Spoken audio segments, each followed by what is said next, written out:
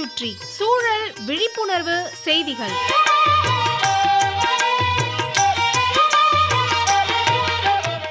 அன்புள்ள ராமநாதன் சார் அவர்களுக்கு உங்கள் மாணிக்கம் எழுதும் மடல். நலம் நலமறிய ஆவல். உப்பில்லா பண்டம் குப்பையிலேன்னு பழமொழி சொல்லுவோம். ஆனால் உப்பு தண்ணியிலேயே தன்னுடைய வாழ்க்கையை ஓட்டக்கூடிய ஓர் உயிரினம் உண்டு. இயற்கை அதிசயங்களில் இதுவும் ஒன்று. மனித ஜென்மத்துக்கு இந்த குணம் நிச்சயமாக கிடையாது. அது ஒரு வகை தாவரம் தான். அதாவது கண்டல் காடுகள், அலையாத்தி காடுகள் என்று அழைக்கப்படும் மேங்க்ரூவ் ஃபாரஸ்ட் உப்புத்தன்மை அதிகமுள்ள கடல் தண்ணியில் வாழும் அதிசய குணம் தன்மை வாய்ந்த தாவர இனம். நிலமும் கடலும் சேரும் பகுதியில் களிமண் நிறைந்த சகதி மண்ணில் தான் இந்த அலையாத்தி காடுகள் வளர்கின்றன. எப்படி இவ்வளவு உப்பை இந்த தாவரங்கள் ஏற்றுக்கிட்டு வாழ்கின்றன? இந்த மரங்களின் வேர்கள் தண்ணியில் இருக்கும் உப்பை வடிகட்டும் தன்மை கொண்டவையாம். அதையும் தாண்டி தாவரத்தில் உட்புகும் உப்பை இலையில் இருக்கக்கூடிய உப்பு சுரப்பிகள் வெளியேற்றிடுமா. அதோட கொஞ்சம் உப்பை இலைகள் உட்கிரகித்து கொள்ளுமா. ராமநாதன் சார், இயற்கையின் ஆற்றல் சக்தியே தனிதான். விவரிக்க முடியாத அளவுக்கு இருக்குது. அலையாத்தி தாவரங்களின் அடி மரமும் மரத்தின் பக்கவாட்டிலிருந்து முளைத்த முட்டு வேர்களும் மரம் கீழே விழாமல் உறுதியாக பிடிச்சிக்குதான்.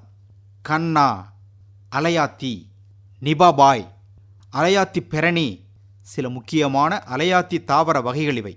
பூமியில் மீன்களுக்கான வளமான வாழிடங்களில் ஒன்றா அலையாத்தி காடுகளும் கருதப்படுது. குறிப்பாக இறால் மீன்கள் இந்த பகுதிகளில் நல்லா வளருதான். தமிழகத்தை பொறுத்த வரைக்கும் சிதம்பரம், பிச்சாவரம், திருவாரூர், முத்துப்பேட்டை, அப்புறம் தூத்துக்குடி பகுதிகளில் அலையாத்தி காடுகளை பார்க்கலாம். ஒரு பெரிய இயற்கை அரணா நமக்கு இவை விளங்குகின்றன. ஒரு சில வருடங்களுக்கு முன்னால் சுனாமி பேரலைகளால் பாதிக்கப்பட்ட நாகப்பட்டினம் மாவட்டம் போல இந்த அலையாத்தி காடுகள் இருக்கும் பகுதிகள் பாதிக்கப்படலை. அந்த அளவுக்கு நம்மை காப்பாற்றியவை இந்த தாவர வகைகள். ராமநாதன் சார், உலகிலேயே மிகப்பெரிய அலையாத்தி காடுகள் மேற்கு வங்கத்தின் சுந்தரவன காட்டுப்பகுதியில் இருக்குதான். பிச்சாவரம், முத்துப்பேட்டையில் இந்த அலையாத்தி காடுகள் இன்னும் இவ்வளவு காலமாக அழிக்கப்படாமல் இருக்கிறது ஆச்சரியந்தான். நம் ஆட்கள் இன்னும் அந்த பகுதிக்கு போகாமலாம் இருக்காங்க. போகிறாங்க, வர்றாங்க. ஆனால் அங்கே கடல் பகுதியும் இருக்குது. அதில் எதுவும் பிளாட் போட முடியாது. அதே போல் அங்கே எதுவும் சாலை விஸ்தரிப்பு பணிகள் செய்ய வேண்டிய அவசியம் ஏற்படலை. அதோட அந்த காடுகளை நமது வனத்துறை பத்திரமாக போற்றி பாதுகாத்துக்கிட்டு வருது.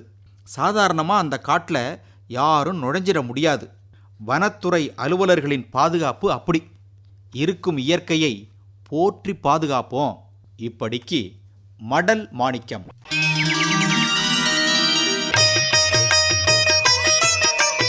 நம்மை சுற்றி சூழல் விழிப்புணர்வு செய்திகள் கேட்டீர்கள்.